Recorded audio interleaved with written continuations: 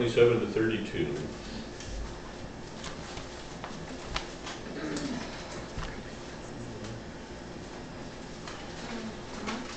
You will all fall away, Jesus told them, for it is written, I will strike the shepherd and the sheep will be scattered. But after I have risen, I will go ahead of you into Galilee. Peter declared, even if all falls away, I will not. I tell you the truth, Jesus said. Today, yes, today, before the rooster crows twice, you yourself would disown me 3 times. But Peter insisted emphatically, even if I have to die with you, I will never disown you. And all the others said the same. They went to the place called Gethsemane, and Jesus said to his disciples, sit here while I pray. Okay. Why did Jesus foretell them their betrayal?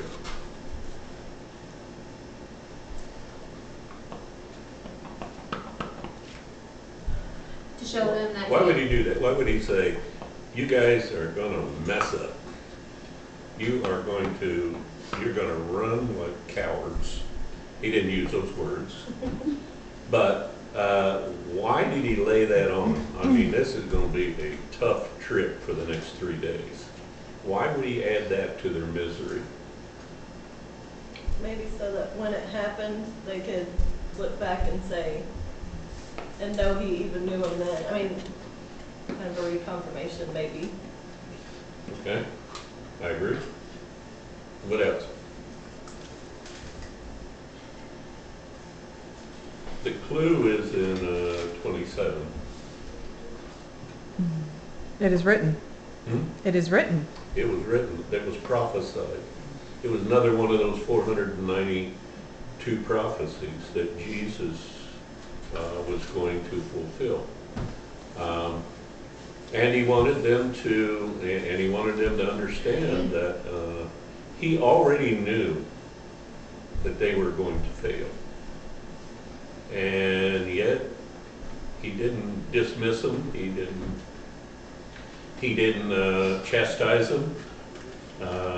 When they think back upon this and they saw his love and his understanding of the whole situation, it was encouraging to them that even if they failed, they were not going to be disowned by their master and their teacher. Okay? I heard one other thing. On that there, Bill, he knew that they were basically going to deny him, but then it turns around and says that if we deny him, that he'll deny us in front of his Father. That kind of... Okay, we're going to cover that. A couple of weeks, we're going to cover that. Okay. Okay, so I'm going to keep that answer to the side for that, because they do deny him, and there is a consequence. Okay? Okay. And so in a couple of weeks, we're going to deal with that consequence, and then you'll see, you're exactly right. There are consequences for our sin. When we do sinful things, there are consequences. If you drink too much on Saturday night, you're going to have a hangover.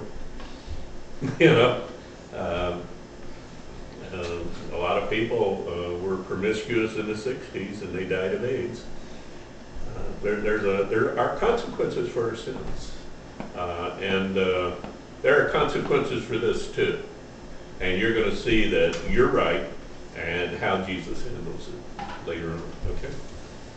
All right. One more thing I thought of is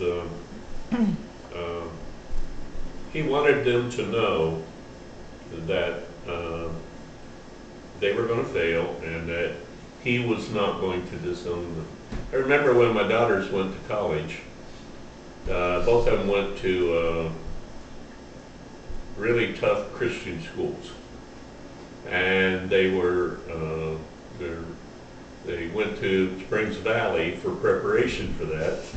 And they were straight A students at Springs Valley. And I told them, I said, now look, you're going to Milligan and you're going to John Brown. And these are high academic schools.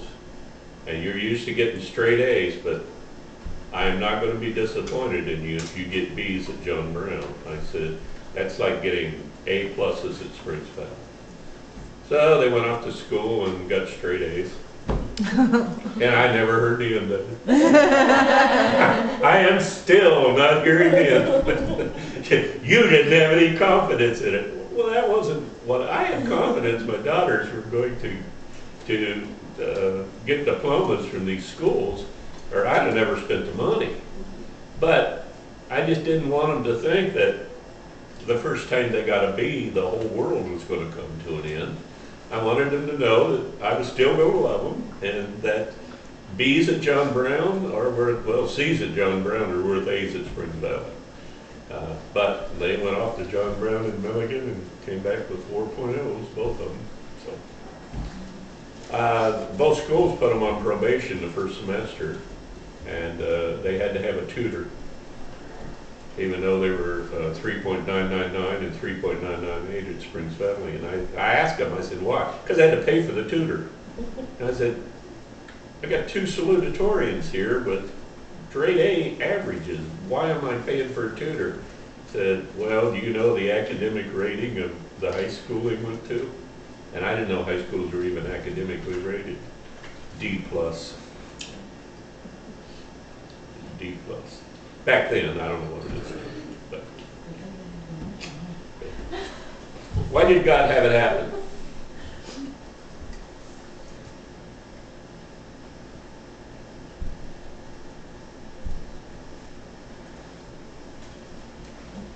So that all could happen. Hmm? So that all could happen, so that it would, what is written could happen. It had to, happen for our sins. Jesus had to die, so it had to happen. Jesus had to die for our sins. The lamb had to be slain. Okay? And Jesus needed credentials. And we kind of got ahead of ourselves on the prophecy thing, but the prophecy had to be fulfilled, because if it's prophesied and it's not fulfilled, what do we call it? A lie. A false, huh? A lie. Yeah, a false prophecy, a lie. The person who prophesies it becomes a false prophet. There was a guy back in the 70s who wrote a great book, and he sold millions and millions of it, and he was prophesying things that were coming true, and they were coming true just boom, boom, boom, boom, boom. He was going to do this, he was going to do that, he was going to do this, he was going to do that. And made a lot of money, and people were sending him all kind of money. He prophesied 99 things, and then, now I didn't know the guy, so I didn't know how accurate his recaps were.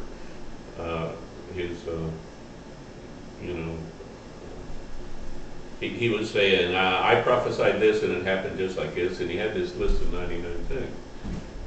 And along about 62, he died. So, how accurate were his prophecies? He was going to accomplish these 99 things, but when he got to the 62nd one, he died of a heart attack. Either God messed up and didn't keep him around long enough, or 30 some of his prophecies were not accurate because he wasn't around to fulfill them. Well, Jesus fulfilled them all. Well, at this point in time, he's fulfilled 390 some of them. And before he ascends into heaven, he'll get into the 400s. And then some of them are fulfilled in Revelation. His return, things that happen in Revelation are prophecies of the second coming of Jesus Christ and what will happen. What inspired Peter's denial?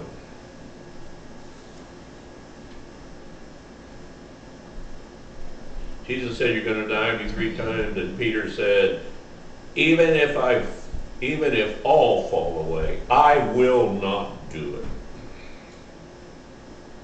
Well, for one, he's arrogant. For one, he's a little bit arrogant. His arrogance, yes.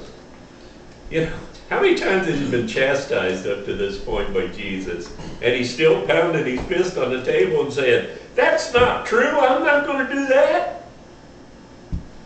And then he does it. And we know how the story ends, and we'll deal with that next week. But what happens this very night? Exactly what Jesus said happened. You know, I would think if Jesus had told me that was going to happen, and I knew it was going to happen, that I'd at least stay away from the chief priest courtyard. You know, I'd go hide in an alley somewhere so it couldn't happen. But Well, it's just like children, you know, you tell them don't do that, it's gonna break, and what do? They keep doing it, and they keep doing it until it breaks. yep. Or Peter, it was like, I was thinking, as soon as he said arrogance, I was thinking, when you look at somebody else's kid who just messed up and say, my kid will never do that. You are doomed for your kid to do 6 times worse. Oh, yeah. Never say never. Yeah. I usually tell my kid, you better not be doing that. Not because, you know, they'll do it. You know, they see somebody else do it, they're going to do it. Yeah, yeah. So Jesus didn't have nothing to fear. Pardon me? I said, Jesus didn't have nothing to fear. Spiritually, no. Them guys, on the other hand, you know, they may be able to sit back and say, you know, talk is big until it comes down to the point of, you know, they're fixing to behead me or They're take me watching from the cross or- they're about to watch their leader die, and they don't know that they're not next. The Romans could, if you were not a Roman citizen, the Romans could kill you for any reason whatsoever. You were worth nothing more than a bunch of sheep. And if you didn't behave, they could throw you on a cross. They didn't. There were points of times they said that Philo and who's a Jewish writer, Jewish historian. I'll think of it in a minute. They wrote that there would be these rebellions that would come up, and they would capture the guerrillas, the insurgents, and they would take them straight to the edge of the road, nail them to crosses and stand their crosses up. And there was at one point that they were hanging fingertip to fingertip on crosses from Jesus down to Bethlehem. The entire road was lined with crosses with people dying on them. That's how many people they hung on crosses at one point in time. So there was a lot to fear. There was a lot to fear. Right? And don't you think part of Peter's thing was he really wanted, he really wanted to believe what was coming out of his own mouth.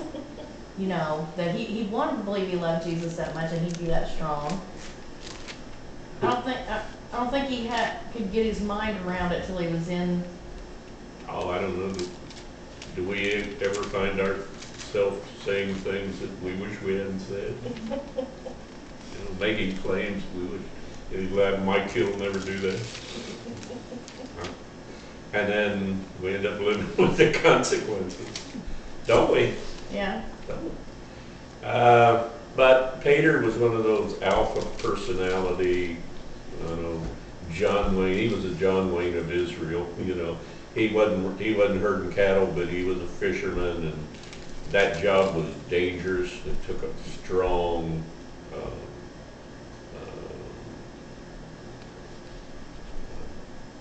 kind of a person to do that kind of thing.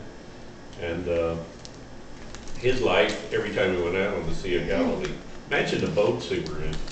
I mean, today, these fishing vessels go down every day up in the North Sea, and they have all the technology that we've got, and they still go down. He's in some wooden boat that probably from here to that wall, 3 people in it and a bunch of nets, and they're out there. Sea of Galilee was famous for 6-foot waves. He could be dead on any given day and nobody would even be surprised. He was a man's man. And he just, it's the ego thing, He didn't want to be told he was going to be afraid. He wasn't going to stand up to anybody, you know? And he was, like we said before, He was the only person in the Bible that ever told Jesus no. He did it 6 times. He done it 3 up to this point. And well, I just did it 4 times. This is the 4th time.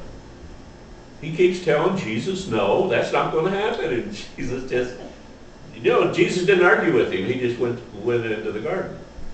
And he took him and the 2 other disciples with him. Why did he take 3? Why do you think? Is it written somewhere to take 3 as a witness? Witness? Yeah. Well, there had to be 2 or 2 more witnesses witnesses. to something. It's 3 is a number that God uses often. There's 3 in the Trinity. In Proverbs, if 1 man travels alone, he is susceptible to the robbers. But if 3 men travel alone, there's safety. Now, Jesus isn't looking for physical safety here. He's looking for spiritual safety. Because his spirit has to win this battle, and his body is screaming, no, we don't want to do this. In this garden on this night, he will sweat blood. Has that ever happened before, do you think? I gotta know. What do you think? Has that ever happened before to anybody else? It's been documented dozens of times during a firefight on a battlefield. It's been documented hundreds of times. The tension is so great that the skin tightens up so much and the muscles tighten up so much that the capillaries actually push the blood to the surface of the skin. And there'd be little tiny pinpoints of blood on the skin. That was the human side of Jesus, and it happened that night. And it has happened many times on a battlefield when they're coming through they're coming through the fences, and people are so tense and so afraid and so scared that they literally bleed blood through their skin. Those that survive, they'll stick their arm in water and wash their arm, and the water will turn red. Tiny little pinpoints of blood will cover their bodies because of the tension and the stress and the fear that they're facing, that they might die. Jesus knew he was going to die, and his body was screaming, no, we don't want to do this. And he literally sweat blood, and it has happened many times in stressful situations. I didn't see it in Vietnam, but I heard about it. We were in situations where things were blowing up and mortars were falling, but nobody ever attacked our compound. But I guess in some of those places where they overran the wire and were coming through the compound, hand-to-hand battle, the stress was so great that people actually sweated blood. It's a human thing that has